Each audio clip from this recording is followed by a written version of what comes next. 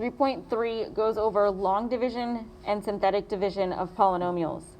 With long division, you're literally just doing the same exact thing that you would do with regular division of terms, of numbers. The only difference with these is we are dividing by a binomial or a specific factor of the trinomial or polynomial of what we're given. We look at example 1. It tells us to divide 6x squared minus 26x plus 12 by x minus 4. Now, there's a couple things that you want to keep in mind while you're doing this. The polynomial that they're giving you, you have to represent every single power from 0 up to the highest degree that you have there. So, if you look at this, you have an x squared, which means you need an x and you need a constant. If you had something like x to the 5th, you would need an x to the 5th, an x to the 4th, an x to the 3rd, an x squared, an x, and a constant. If you do not have one of those powers, so one of them is missing, you're going to plug in plus 0x to that power. We're going to do a couple of those examples so you'll see what I'm talking about. But with this one, we're going to start it by just dividing by that x minus 4. So that x minus 4 will go on the outside of your division house.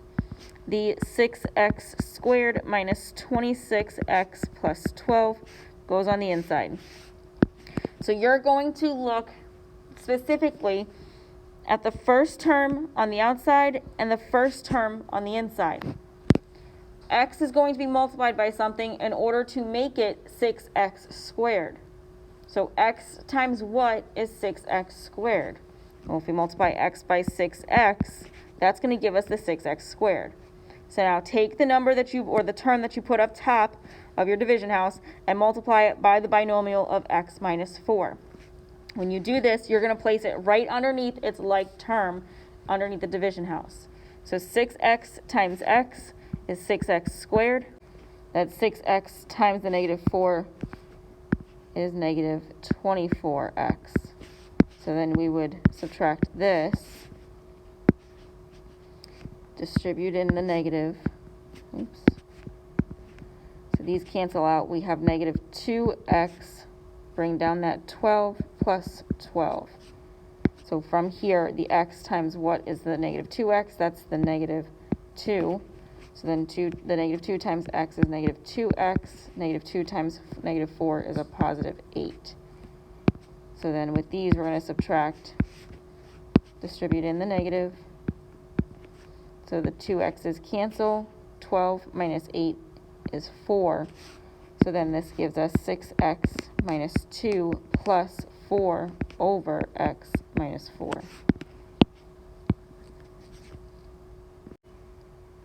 Okay, so you have something else called synthetic division. With synthetic division, you're going to, again, make sure every single power is represented. And then you are going to take what you're dividing by and solve it for x. Once you get what you solve for x, that's going to be the number that's on the outside of this so-called box that we're going to be working with. From there, you pick all of the coefficients of each term in the order from highest degree to lowest degree from left to right. From there, you're going to pull down the first term. Whatever you pull down, you multiply by the number in the box, then you add it to the next term to the right of the first number that you pulled down. And you constantly do this as a repetition. So, first thing we're going to do with this is we are going to solve this one by using long division to see how we get that synthetic division after. Again, first thing I want to start with is to look at my terms and make sure all of my degree is represented. I have an x cubed, I have an x squared, and then I have a constant.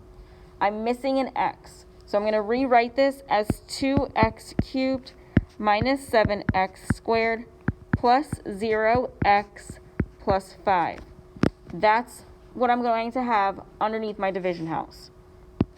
So on the outside, I'm going to have that x minus 3.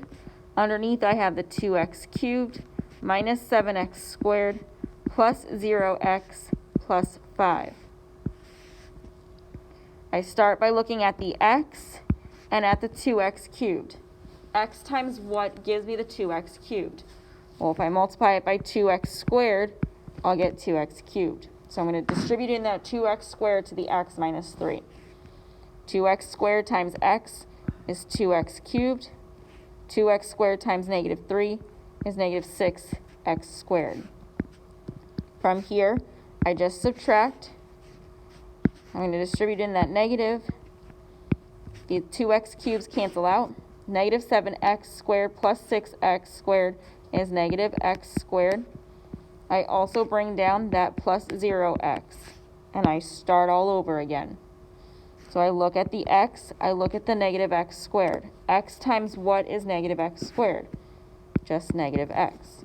So I take the negative x and I multiply it by the x minus 3. Whatever I get, I put it underneath the negative x squared plus 0x.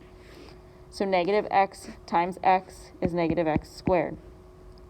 Negative x times negative 3 is a positive 3x. From here, we subtract or add the opposites. The x squared cancel. 0x minus 3x is negative 3x. And we drop down that next term in line, which is the 5. So now, x times what is negative 3x? So negative 3. So now I'm going to do negative 3 times x, which is negative 3x. Negative 3 times negative 3 is positive 9. We subtract these, or we add the opposites. So this is going to give us the 3x cancel. The 5 minus 9 is negative 4. So ultimately, we have our solution for this one of 2x squared minus x minus 3 plus negative 4 over, what did we divide by? The x minus 3.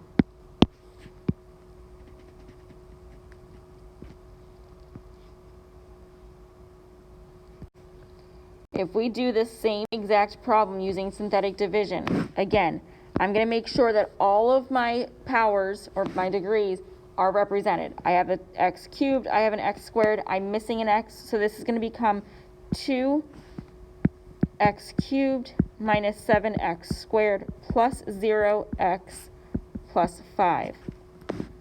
I have that x minus 3 that I'm dividing by.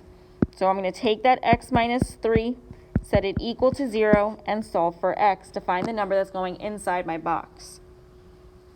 If I do this, I add the 3 to both sides, and this gives us x is equal to 3. So the 3 is going inside my box. From there, I'm going to take the coefficients of each of the terms inside that polynomial. So the first one I have is that x cubed. The coefficient of that is 2. That goes down first. Next, I have x squared. The coefficient of x squared is negative 7. So with the sign, I keep it with the 7. I write down the negative 7. Next, I have the x. The coefficient of x is 0. So I write down that 0. Next is my constant, which is the 5. I'm writing down that 5. From here, I just draw a line underneath all of these numbers. I'm going to drop down that first number, which is 2.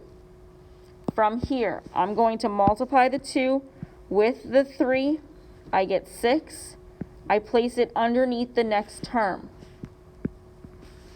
I'm going to add these two terms. So negative 7 plus 6 gives us negative 1. And then I'm going to repeat this entire process. So negative 1 times 3 is negative 3. I place the negative 3 underneath my next term, which is the 0, and I add the 2. 0 plus negative 3, or 0 minus 3, is negative 3.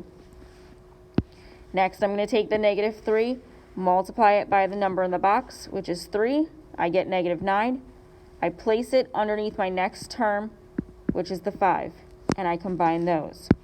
5 plus negative 9 is negative 4. Now, from here, I have the numbers 2, negative 1, negative 3, negative 4. The first number to the right is going to be my remainder. Then to the left, I have my constant. Then I start my variables. I start with x, and I go up as I go to the left. So it'll be x and x squared. This just tells you that the 2 is going to be 2x squared. The negative 1 is going to be negative 1x. That negative 3 is just going to be a negative 3. And that negative 4 is going to be the remainder, so it's going to go over what we divided by. And in this case, it's not the 3, it's the x minus 3 that we started with. So this just tells us that our answer is 2x squared minus x minus 3 plus negative 4 over x minus 3. So same exact answer, just a different way of doing it.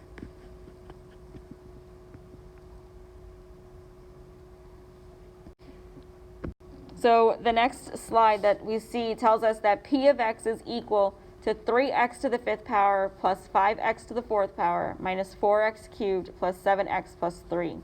A asks us to find the quotient and the remainder when p of x is divided by x plus 2. So first thing that I like to do is I like to look at my polynomial. Do I have every single power represented? I start with x to the 5th. So do I have a 4th power? Yes. Do I have a 3rd power? Yes. Do I have a 2nd power? No.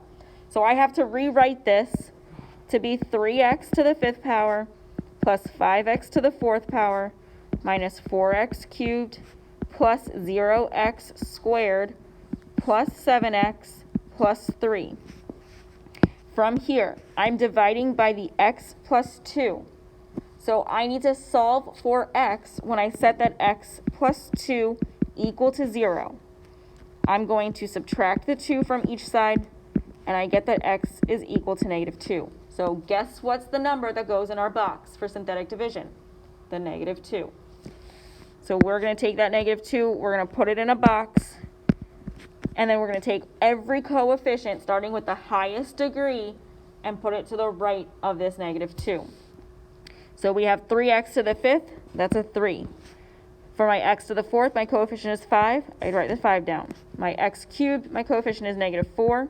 Remember, I keep the sign in front of the number with the number. My x squared, my coefficient is 0. My x, my coefficient is 7. And my constant is 3. From here, we want to drop down that first term, which is 3. I want to multiply the 3 by the number in the box, which is negative 2. 3 times negative 2 is negative 6. I combine those terms, I get negative 1. I take the negative 1, I multiply it by the number in the box, I get 2. From here, I'm going to add negative 4 plus 2 is negative 2. Next, I'm going to take that negative 2, multiply it by the negative 2 in the box. I get 4. Bring the 4 down, put it below the 0. Add these. 0 plus 4 is 4. Multiply the 4 by the negative 2. 4 times negative 2 is negative 8. Put it under the 7. Combine those. 7 minus 8 is negative 1. Take the negative 1, multiply it by the negative 2. Negative 1 times negative 2 is 2. Put it under the 3. Add them. We get 5. So, starting with the 5, I'm going to have my remainder, then my constant. Then I'm going to go with x and go up as I go to the left for my powers. So the 4 gets an x, the negative 2 gets an x squared, negative 1 gets x cubed, and 3 gets x to the 4th power. So when I write this out, I'm going to have 3x to the 4th power minus x cubed minus 2x squared plus 4x minus 1 plus 5 over, what did I divide by? The x plus 2.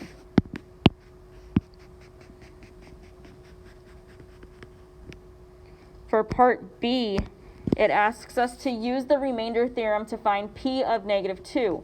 Well, if you're like me, at first, I don't pay attention to this p of negative 2. Where are they getting p of negative 2? Look at the number in the box that you used for the synthetic division. It's negative 2. So, remainder theorem, what is your remainder when x is equal to negative 2?